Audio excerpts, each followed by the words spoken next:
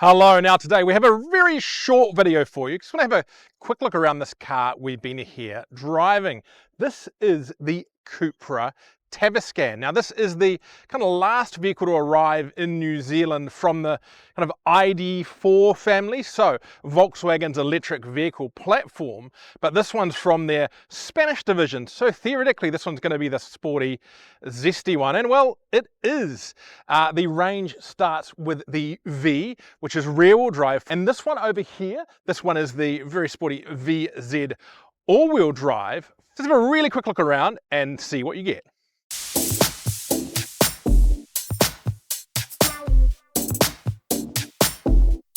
So there are two models in the range, the rear-wheel drive V for $89,900 and the all-wheel drive VZ for $109,900. Now, that is a little bit up there, particularly for a vehicle that is based on a car that's sold kind of as cheap on discount as around $55,000 in New Zealand. But I think they've got quite a good pitch here. It is quite a different vehicle, and let's go and have a look around and see what you get. I mean, firstly, this thing does look just a heck of a lot more sporty than either of the other vehicles that come before, the ID4 or the Skoda Enyaq. Really cool looking wheels, 20 on the V, 21 on the VZ with that very Cupra-ish copper color. There's no frunk, but there's some nice aero details in the bonnet, and that Cupra badge is actually lit. Yeah, really aggressive front end there. Now on both cars, you get a glass panoramic roof, kind of electric door handles. Yep, there's a button inside as opposed to an actual proper handle. We have the charging port here, 135 kilowatt DC, 11 kilowatt AC, feeding into a 77 kilowatt hour NCM battery. Now it is the kind of coupe SUV shape, very impressive there, I like it. There's the VZ badging, Cupra, and these lights, we'll see if it'll do anything, but they are very animated. They do glow at various times. Really cool details in there as well. Let's open the boot. Now, I think it is a foot swipe. There we go. And it has a really big boot. That there, I believe, is about 530 litres with a double folding floor. So you put more storage under there. Comes with a granny cable, a really nice big square load box covered in there as well. And that tailgate is, of course, electric. Now, I love the details in this car, like this air dam. Now, I know I'm not sure it's going to do that much in a kind of family SUV, but that to me just looks really sporty and really ties in with the car. So yeah, some great details there. Let's have a little bit of a look inside. Right, so this is the back seat.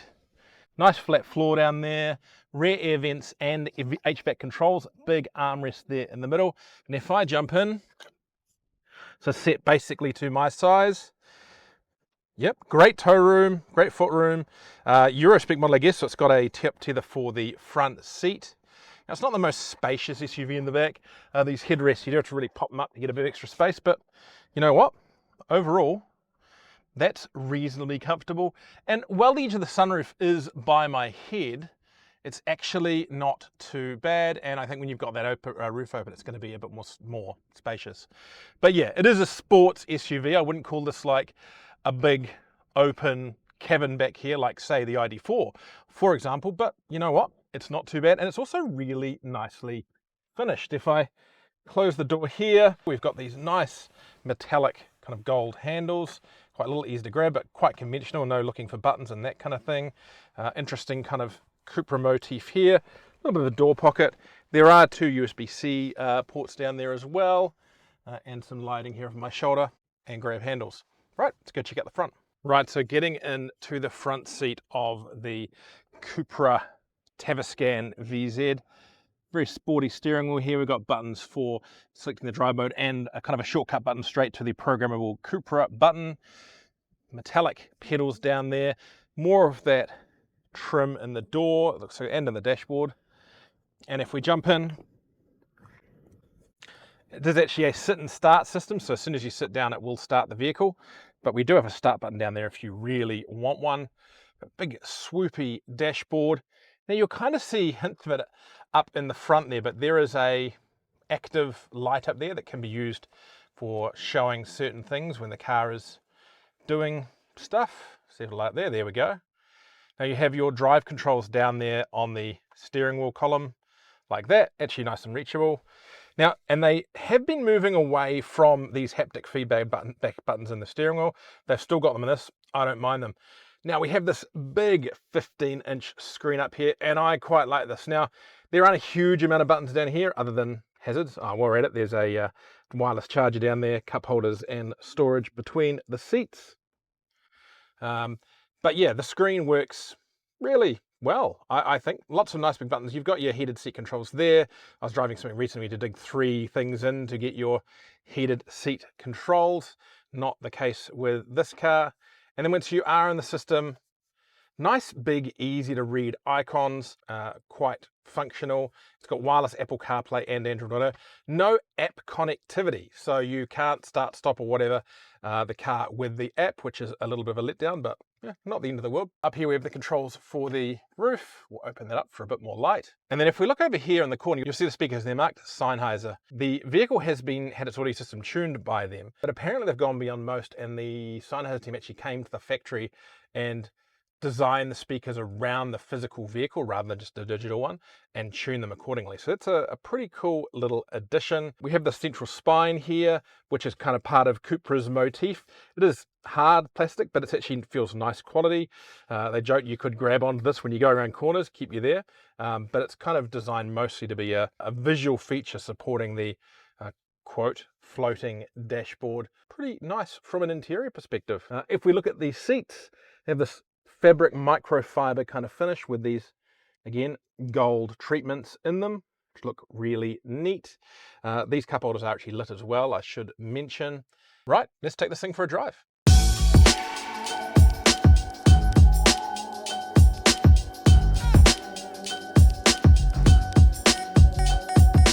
Right, so let's go for a drive. Now, first I'll say these seats are incredibly comfortable and full 12-way electric function on both sides and heated, so kind of a good base to work from there. You've got all the kind of usual auto light thing. Right, let's go twist into drive here.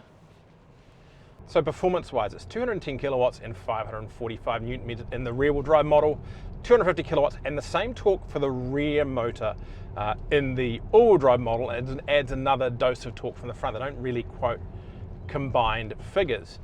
What it does mean, 6.80 for the rear-wheel drive, 5.6 for the all-wheel drive. Those figures aren't stonkingly quick, but you know what? It feels quick enough. And I think for round town, it's quite a good compromise. And both give really strong range. The rear-wheel drive over 500 kilometers, about 540, I think. Again, put it on the screen. The all-wheel drive, 499 kilometers. Getting the extra motor, the extra weight, you are going to lose a little bit of efficiency. As I mentioned, the battery it's 83 kilowatt hour NCM, 77 kilowatt hour usable. So it's a big beastie battery. Now I would like it to be LFP, you know me, I love LFP, it rhymes. But you know what? This car benefits from not having it, I suspect, because they're going for that sportier tone. It actually feels a lot lighter on its wheels. Now you have multiple drive modes, and if I cycle through them here, I'm not sure if you see them on the screen, but if we hit this button here, we've got performance, we have Cupra, which you can go and set up various things for. We have traction, range, and comfort. Comfort is still pretty firm. The car has adaptive suspension, but no matter what setting it is pretty firm, particularly over New Zealand and Auckland's not particularly ideal roads, which I guess kind of means you do get a little bit of a sporty feel from it. The steering also changes depending on the mode, and it is really, really light in comfort mode, tightens up nicely in performance and Cupra. You can, as I said, shortcut to the Cupra by pushing that button there, and that changes the various other things too. So now we're in, when you're in Cupra mode, and I'll give another bit of a blip here, you do get a little bit of an engine noise as well, a bit of a whirring, which is fun to have, shows a little bit of a sense of humor. So yeah, it's firm, but the steering is nice. It feels light, it loves to turn in. I've really enjoyed driving this car today, even though we've really only been driving it relatively slowly over some pretty stop-starty roads. Seems to be roadworks everywhere in Auckland.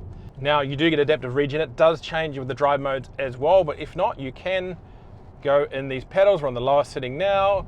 If I pull this up, we can go all the way up to 3, so it's not massively strong, but it's interesting to have the variation. It also has adaptive recuperation as well, and that ties in with, of course, the various driver assistance features.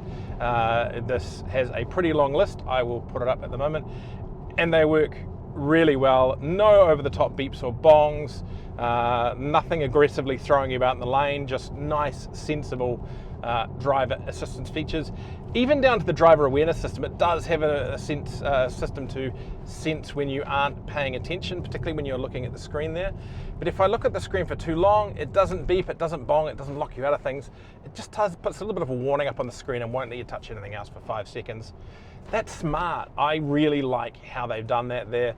And yeah, I think others should do that as well. Rather than just annoying you all the time, actually stop you from doing what you really shouldn't be doing. Now it can tow. The V can tow 1,000 kilograms, and the VZ, this one here, 1,200 kilograms. So not wonderful, but you know, better than nothing, I guess, is the point. This is probably not the car you want if you need to tow anything more than a jet ski on a regular basis. Now, who should be considering this? Well, it was interesting chatting to Cupra management over lunch today. They kind of see it as being a vehicle that will bring people to the brand. I kind of thought it was a bit different. I thought this is a very good electric car, but for people who have already kind of bought into this sporty, zesty, Spanish-inspired Cupra brand. But they actually think otherwise, and they see their competitors being from a couple of places. Mini, and when you say, you know, mini, lots of small minis, but you know, they've got bigger stuff now with the Countryman, and other smaller premium stuff. So talking about the likes of the BMW iX2 and you know, other small to medium size electric vehicles, something that they can turn up when enjoy driving, but they, you know makes them feel like makes them look like they've made it a little bit. And I guess this car kind of does that. Sure, it's got those Volkswagen roots, not that's a bad thing, but you know, the Cupra brand is a little bit interesting, a little bit different. Now, interestingly, this Cupra is not built in Spain. It is built in China. It's built in Anhui province, where the Volkswagen Group builds a lot of cars, and Cupra here actually see that as a benefit. I mean, as they say, your iPhone comes from China as well. So why worry about that aspect? You know, China is kind of the center of excellence when it comes to electric vehicles these days. And the build quality is excellent. The materials feel really good. There's plenty of hard materials. It'd be nice to have some more soft stuff, but it's all really nice quality. I've heard no creaks or groans from the car or the suspension or anything, or the motor. This is a properly built vehicle. And as far as the price goes, well, $89,900 for the entry level does seem a bit much for this when you compare it to, say, the likes of the BYD Sea Lion. When you can compare it to the likes of the BMW iX2, even iX3, and some of the other premium electric options, it's actually really reasonable. But I do think it's asking quite a bit, and I think price could be one of the issues they have with this car, though they have pretty modest expectations. They're only really picking they're going to sell about 30 of these a year. That's their target, and I think they should be able to do this. Now, this isn't their first electric car. The Cupra Born, which I thought was a great little car, was their first cab off the rank, and yeah, I think they've got some real potential with this car at that kind of limit. If it was a little bit cheaper, I'm not saying how much, that's for them to price their vehicles, I think it would actually have a bit more of a swing, but you know, they're the experts at selling vehicles. But you've got to think, this one here, more expensive than a Model Y Performance, but not everyone wants a Tesla. Anyway, that's it for today. Thank you for joining me for this very short 2-3 minute review. Stick around, subscribe to the channel. We'll do more with this car later on. We've got a whole pile of other great EVs landing in New Zealand at the moment, and we'll have coverage for them on the website.